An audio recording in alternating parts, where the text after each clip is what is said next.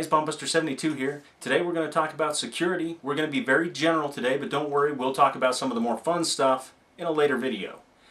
Now for me, it's easiest to plan in time phases. If you watch some of my other videos, you know that when I talk about time phases, I'm talking about short term, which is 1 to 7 days, intermediate term, which is 7 to 90 days, and long term, which is 90 to 365 plus. Obviously, a short-term event is something that's more likely to happen. With a long-term, something that's lasting a year is less likely to happen. So for security, let's talk about short-term first. It doesn't take long before the bad elements start showing up. As soon as an event takes place, you've already got the looters out there, and they're taking advantage of the situation. Now, initially, most of these people they're out for personal gain. Okay, that's why they're breaking into the liquor store. That's why they're breaking into the electronics places. Things like that. They want gain. They want that new TV. They want those new shoes. They want things like that. So they're going to take advantage of the situation. Best thing to do for your own safety is just really avoid those public places if you can. And the best way to do that is to be prepared. Have your food preps. Have your water. Have medicine. Those things as much as you can so you don't have to go into the public places. One of the best things that you could do is contact your neighbors. There's always safety in numbers. Truly, there is. And the best way to do this is not after something happens. Get with them now. Talk about a neighborhood watch. Talk about what you would do. Most people have something that's happened in their area recently that they can use as an icebreaker. In our area, we had a big freeze a couple of years ago, and we could talk about that. We could talk about what do we do if the power's out during a big freeze next time. Now, I think it should go without saying that you need to lock your doors and windows. But let me just say it, lock your doors and windows. If you have an alarm system, make sure that it's working, make sure that it is notifying people in the house, and it's not just monitored somewhere else, but that you will know if somebody's breaking in, and use it. Now there are some options that you can do if the power's out. There are battery-powered alarm systems. You can actually buy just a little door-type chime it's a passive infrared, it's a sensor, and really it's battery-powered. It just has a siren that goes off if it senses something. You could put one of these probably on the outside of your door, looking out, maybe a couple of them for different areas of your house to give you a good coverage. And then there's the really low tech. Let me tell you a little story. In 2007, I was doing route clearance patrols in Iraq. Now this included a lot of driving up and down the streets and the highways in Iraq. There was one place in particular that I thought was very genius, and that was a little Iraqi police outpost. And what they had a triple strand of concertina wire around it, of course, trying to secure it, but they wanted to know if somebody was trying to infiltrate their little perimeter. It wasn't very big, but they couldn't have eyes on the whole thing. They only had 3 police there. So what they did was they took wind chimes, and they hung them inside the concertina wire. They actually tied off the ringer so that it wouldn't just ring all the time with the wind. It actually took shaking the concertina wire to set it off. I thought this was a brilliant way to know if somebody had infiltrated their perimeter. And it's something that we could use also.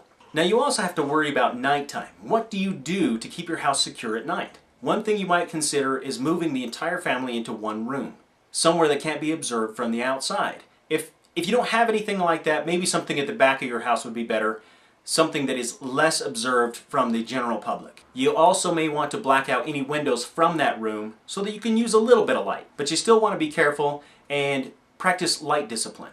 In the military, light discipline is not using white light if we don't have to. Using red or green filtered lights, you can still kind of see what you're doing, but that light doesn't travel as far. It doesn't attract as much attention. I would also recommend not using any lights in rooms that have exterior windows. This will allow you to see out at night while making it very difficult for people to see in. You also want to practice noise discipline. In other words, keeping quiet and not getting crazy with noise or things like that. But something that most people don't think about, and that is, well, scent discipline. The smell of cooking and the smell of fires tend to attract attention. Obviously, there's somebody there. So you might want to think about keeping that to a minimum if you can.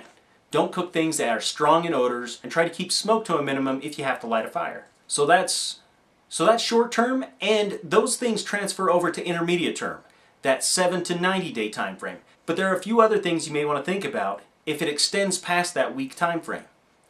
You may want to leave your house at this point. Things are going to start getting a little crazy now. That second wave of crime is going to hit. And by that second wave, this is when people are starting to get desperate. They want supplies. They want food. They want water. They need medicine. This is when they're going to start going house to house. Now, most people who are just regular law-abiding citizens, they're going to go to the houses that are unoccupied first. But the criminal elements, they aren't going to care. This is where you need to decide, do you either A, leave your home, abandon it, take everything that you can and get out? Do you set up a defense and make sure that everyone knows that you are well defended and try to keep people away, kind of the porcupine effect? Or do you disguise your house and make it look like it's already been looted? I'm not going to tell you which one's right. I don't know which one's right. Personally, I think that possibly leaving your house is the best option, but I don't know that for sure in your situation. Now, if you do leave your house, where do you go? I think most people's natural first thought is a national forest type area. But of course, that's everybody's first thought. So there's going to be a lot of people headed that way. If they're like-minded people like yourself, maybe it's time to band together. I mean, truly, the only way to survive long-term is probably going to be in small communities. Now, long-term is the least likely to happen, but the consequences are quite dire if you're not prepared for it and you're not ready for it. This is the type of event that could last from 90 days to a year plus. Who knows how long it could last? Now, yes, you've survived this long, and you have some experience, and you may even have had to defend yourself. You may have had to kill someone. But guess what else? Those bad elements have got some experience too. They've learned how to survive as well. And they've done it probably by killing and taking from people, maybe even people just like you. Anyway guys, this has been security, a general overview, and a few ideas for different time phases and lengths of emergencies. Next time we're going to talk about firearms for security, and I'll give you some of my thoughts and some of my ideas, and hopefully they will help you out. Until then, take care and be safe.